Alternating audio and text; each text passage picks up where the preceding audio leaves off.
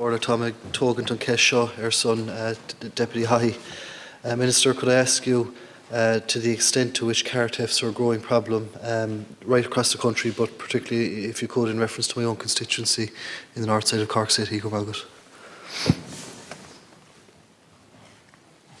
Thank you, Deputy O'Sullivan, and I know the Deputy consistently raises the issues around protection and safety for his constituency in North Cork.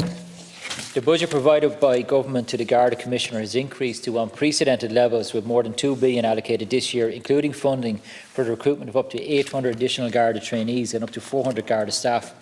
This is a significant investment and demonstrates the Government's commitment to increasing the Garda workforce to enable the organisation to keep our communities safe. To this end, the Deputy will be aware that a Garda recruitment campaign closed earlier this month, and I am delighted to note that there was a strong interest with over 10,000 applications received. As the Deputy may be aware, the Central Statistics Office publishes reported crime figures under the reservation on a quarterly basis. This includes the category of theft, taking of a vehicle and related offences. These figures indicate that the lowest annual volumes of car theft in over a decade were reported nationwide during 2020 and 2021.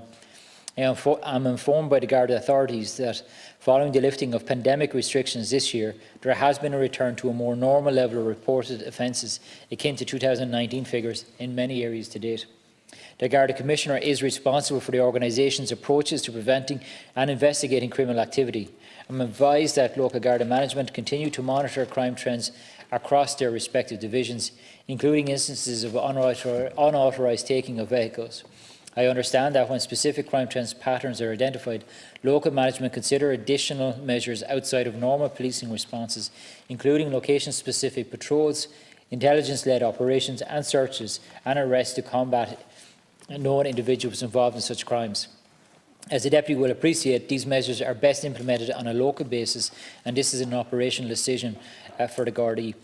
I am informed and advised that there is ongoing cooperation between detective and uniform units to combat the recent escalation in crimes, proactively conducting both high visibility and covert patrols. And furthermore, the Garda Analysis Service assists with data analysis to monitor crime trends. Thank you. Well, good, Minister. Look, I suppose it needs to be acknowledged that the Garda Commissioner does have a budget of €2 billion now at his disposal, and in addition to that, 1,200 trainees and staff is most welcome. That will help to battle crime, obviously, generally and right across the country.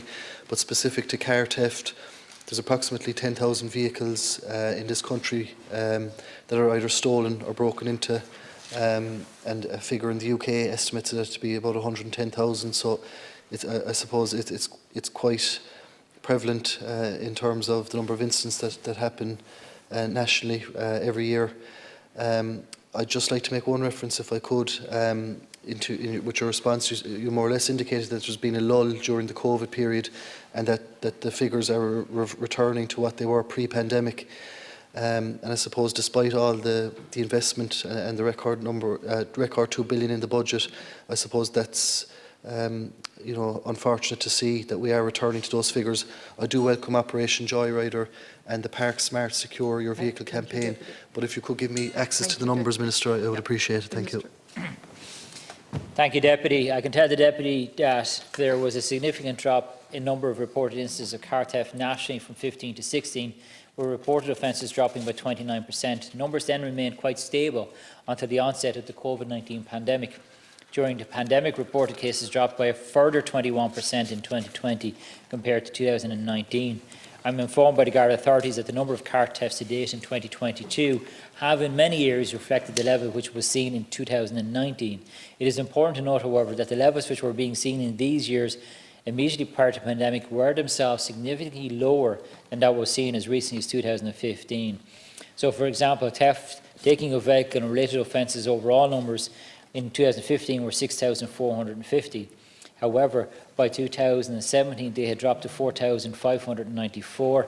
In 18 and 19 were slightly over the 4,700 mark, but then considerably dropped in 2020 as a result of during the pandemic, when of course it was a little bit more easier to identify people who might have been out and about for nefarious carry-on.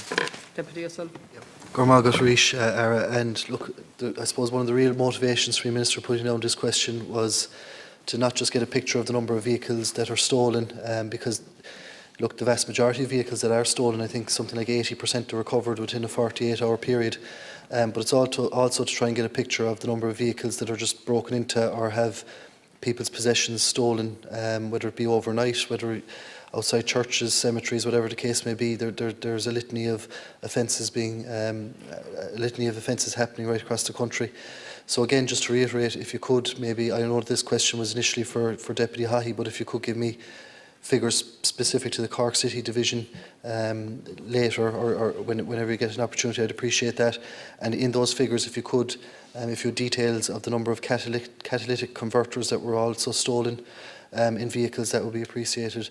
And if it's your intention to have any, I suppose, national coordinated plan or strategy in terms of combating this scourge. Thank you.